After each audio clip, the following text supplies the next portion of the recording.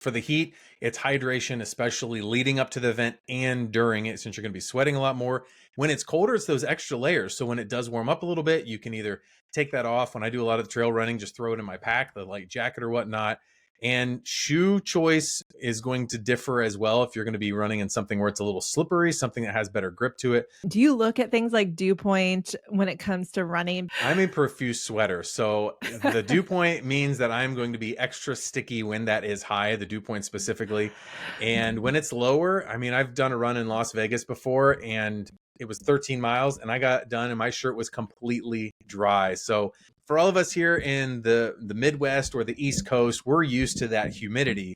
But if for anybody that coming from outside, maybe you're coming from the West Coast somewhere where it's a little bit more of an arid climate, just be prepared that you're going to be sweating a little bit more than what you normally would if you're coming from a dry climate.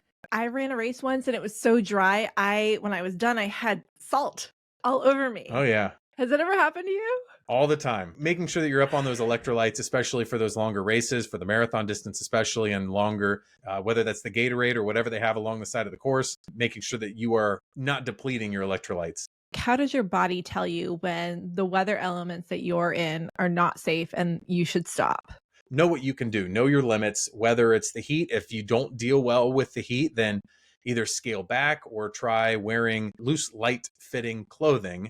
So that way you can just try to beat the heat as best as possible. The cold's a big one because obviously if you stop moving, if something happens to you, you need to make sure that you can get to a shelter where you can stay warm. Maybe you sprain an ankle, break a bone. I mean, just thinking worst case scenario.